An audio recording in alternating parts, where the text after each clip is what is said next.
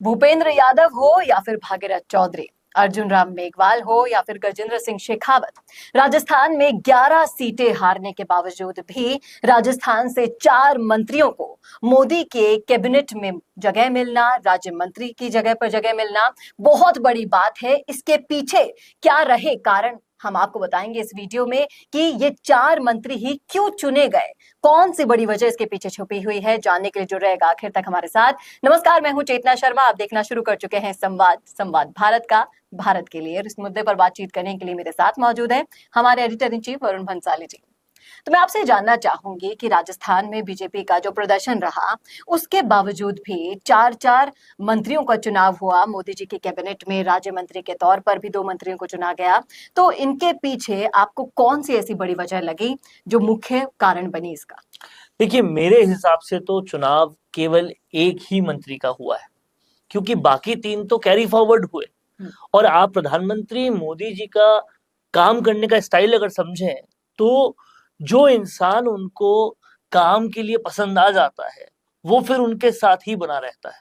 और जब हम बात गजेंद्र सिंह शेखावत की करते हैं तो जल संसाधन मंत्रालय में बहुत ही जबरदस्त तरीके से उन्होंने काम भी किया है। और केवल जल संसाधन मंत्रालय भी नहीं, आप देखिए राजस्थान का विधानसभा चुनाव हो या पंजाब का मैनेजमेंट हो, ये सब कामों में वो सबसे ज्यादा आगे रहे थे। राजस्थान के विधानसभा चुनाव की हर प्रेस कॉन्फ्रेंस से लेकर, हर वो वहां पर होने वाली मीटिंग से लेकर, हर नेगोशिएशन से लेकर, सारे काम गजेंद्र सिंह शेखावत ने किए थे। और गजेंद्र सिंह शेखावत जो है वो प्रधानमंत्री मोदी के बेहद करीबियों में से एक माने जाते हैं। दूसरा आप देखेंगे अर्जुन राम मेघवाल को, तो प्रधानमंत्री मोदी को ये जो ब्यूरोक्रेसी प्लस पॉलिटिशियन वाला मिक्सचर है ये हमेशा पसंद आता है।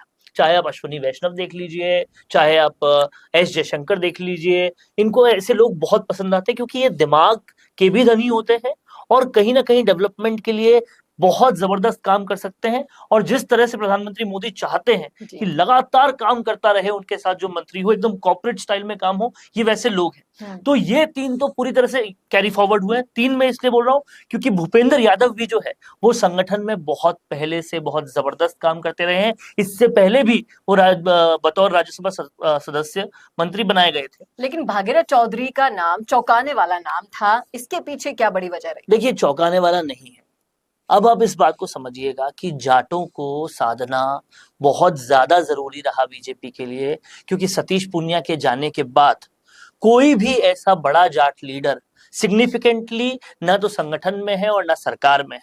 और इसीलिए हनुमान बेनीवाल वाला जो काम हुआ वो हुआ, या और भी तमाम सारी चीजें जो हुई जो जाटों को कहीं ना कहीं बीजेपी से दूर कर रही है। कैलाश चौधरी भी हार गए। तो कहीं ना कहीं देखने वाली बात यह थी कि जितने लोग जीते उनमें से जो जाट कैंडिडेट था उनको तो अपलिफ्ट करना ही करना था, और इसलिए भागीरथ चौधरी को किया गया है। ये पूरी तरह से जातिगत समीकरण को साधते हुए किया गया है।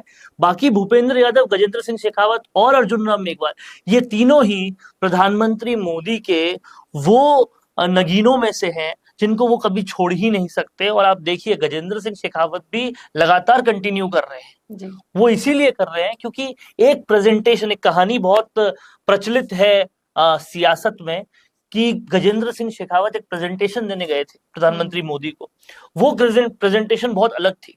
उसमें उन्होंने कुछ 40 सेकंड का टाइम उन्हें मिला था प्रेजेंट करने के लिए, और उसमें उन्होंने किसान और सोशल मीडिया दोनों का कुछ ऐसी प्रेजेंटेशन दी थी, दोनों को मिलाकर किस तरह से किसानों का काम बढ़िया हो सकता है जी।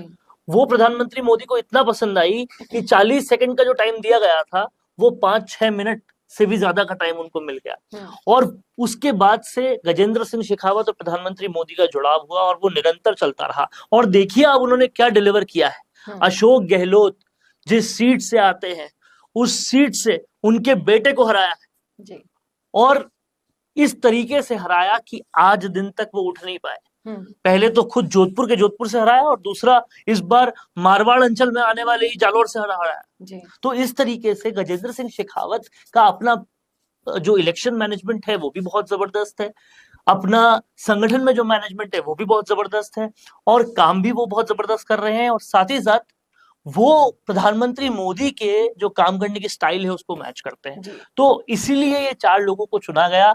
मैं तो कह रहा हूं, आप कह रहे 11 सीटों पर चुना गया, अगर और भी कम सीटें होती तो भी ये 3 तो आने ही आने थे।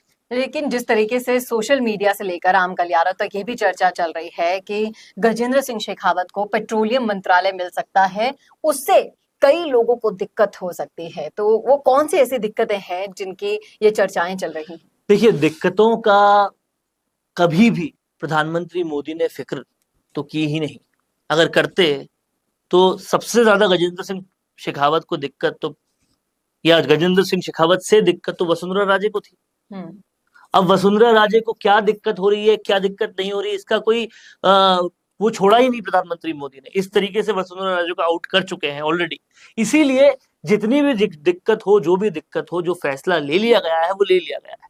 लेकिन हाँ, इस बार एक अलग बात ये हो सकती है कि गठबंधन के साथियों को अगर दिक्कत होगी तो फिर कुछ चेंजेस हो सकते हैं, क्योंकि इस बार वो मैंडेट नहीं मिला जो हमेशा मिलता है। लेकिन फिर भी आप इस बात को मान के चलिए कि प्रधानमंत्री मोदी की पर्सनालिटी में डिसीजन मेकिंग है। वो चाहे मैंडेट के साथ हो या नहीं हो, वो डिसीजन ले लेते हैं और फिर उसे इंप्लीमेंट कराने का काम अमित शाह का होता है, और वो इंप्लीमेंट करा के ही रहते हैं। और ये 5 साल भी अगर मिले हैं, आप अगर पैटर्न देखिएगा तो पहले के 10 साल में हर टेन्योर में ऐतिहासिक फैसले लिए गए हैं। क्योंकि कुछ लोग सिर्फ और सिर्फ सियासत में बने रहने के लिए होते हैं, और कुछ लोग सियासत में रहकर इतिहास बनाने के लिए होते हैं, और पीएम मोदी उनमें से एक है। तो ये 5 साल भले ही कोल्यूजन की गवर्नमेंट है, भले ही बीजेपी के पास पूरा मैंडेट नहीं है, ये सारा मामला अमित शाह संभाल लेंगे, लेकिन प्रधानमंत्री मोदी ऐसे डिसीजन बिल्कुल करेंगे जो इतिहास बनाएंगे। चाहे फिर से कोई ये भी कहे कि यूसीसी से दिक्कत हो सकती है नीतीश कुमार को, या फिर मुसलमान आरक्षण से दिक्कत, मुसलमान आरक्षण हटाने से दिक्कत चंद्रबाबू नायडू को हो सकती है। अब क्या करेंगे मोदी, क्या नहीं करेंगे मोदी, ये डिस्कशंस चलते रहेंगे। लेकिन आप देखिएगा इन 5 सालों में फिर भी पीएम मोदी कुछ कर गुजरेंगे। और अभी आज से कुछ दिनों के बाद जो ये इंडिया अलायंस है, इसमें लड़ाइयां शुरू होगी। ऑलरेडी हनुमान बेनीवाल बहुत कुछ बोल चुके हैं जी। जिस तरह से उनको साइडलाइन किया जा रहा है, और लोग भी बोलेंगे, और इससे कहीं ना कहीं एनडीए का रास्ता और क्लियर होता जाएगा, और देश जो है वो इससे ज्यादा विकास करने की दिशा में बहुत तेजी से आगे बढ़ेगा। जी, एक आखिरी सवाल और जानना चाहूंगी आपसे। जिस तरीके से जातीय समीकरण पर सवाल उठे थे कि लोकसभा चुनाव के जब टिकट वितरण हुआ था उसमें जातिगत समीकरण को ध्यान में ना रखते हुए टिकट बांटे गए, तो क्या इस बार मंत्री चुनते समय ये जातिगत समीकरण अच्छे से साधने की कोशिश की गई? देखिए, आपको एक बात समझनी होगी कि एक बिजनेस बड़ा कब होता है, जब उसमें रिस्क ली जाती है। वैसे ही देश को बड़ा करने के लिए, डेवलपिंग मोड पे ले जाने, डेवलप्ड नेशन के मोड पे ले जाने के लिए कुछ रिस्क लेनी जरूरी होती है। ऐसी ही रिस्क प्रधानमंत्री मोदी पहले भी ले चुके हैं। डिमोनेटाइजेशन एक बहुत बड़ी रिस्क थी, और भी बहुत बड़ी बड़ी रिस्क ली गई।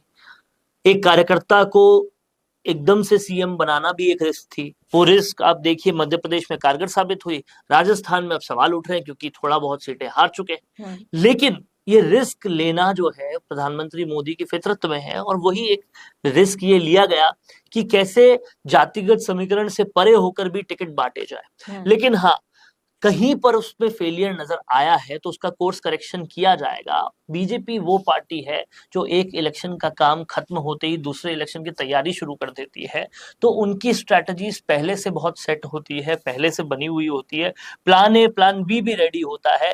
तो अगर वो चीज काम नहीं करी है तो आप देखिएगा कि इस बार जो मंत्रिमंडल फेरबदल हुआ है उसमें भागीरथ चौधरी को लिया गया, जाटों को साधा गया। अब इसके बाद और भी चीजें बाकी है। अभी राजस्थान का प्रदेशाध्यक्ष बदलेंगे, उसके बाद पूरे बीजेपी के राष्ट्रीय प्रदेशाध्यक्ष बदलेंगे, बीजेपी के संगठन में राष्ट्रीय लेवल पे भी कोई बहुत बड़े बदलाव होंगे, के राज्य के लेवल पे भी बहुत सारे बदलाव होंगे। इन सब बदलावों में पूरी तरह से उन सारी चीजों का कोर्स करेक्शन किया जाएगा जिसकी वजह से यह हार हुई है। और आप देखेंगे कांग्रेस 5 साल जो है वो जश्न मनाती रह जाएगी, और बीजेपी कोर्स करेक्शन करके फिर से आगे निकल जाएगी। जी, तो ये थे वो सबसे बड़े कारण इन चारों मंत्रियों के चुनने की वजह बने। जो आपको क्या लगता है, आप क्या सोचते हैं? क्या आप भी यही मानते हैं जो हमने कहा? क्या आप भी हमारी इस बात से सहमत है? सब कुछ लिख डालिएगा कमेंट बॉक्स में। कैसा लगा वीडियो ये बताना ना भूलेगा, और ऐसे ही और वीडियोस के लिए देखते रहिए संवाद भारत का, भारत के लिए। I will be the vibrant spokesperson bringing your message to life. Hello and welcome to MyGig. I can be your first go-to spokesperson for all kind of promotional videos, and I'm thrilled to be your voice. I can be your storyteller or your brand face that brings your message to life. With a background in acting and modeling, I can play different roles or take up any character that syncs with your requirement and bring authenticity to your video. From script writing to shooting in a natural background or on green screen, from premium edit to timely delivery, I am here to help you out in everything. My video characters can connect with your audience and instantly to convey your messages effectively and to leave a lasting impression. So do not wait anymore. Order now and reach out to me on Fiverr and feel free to ask anything before ordering. Thank you.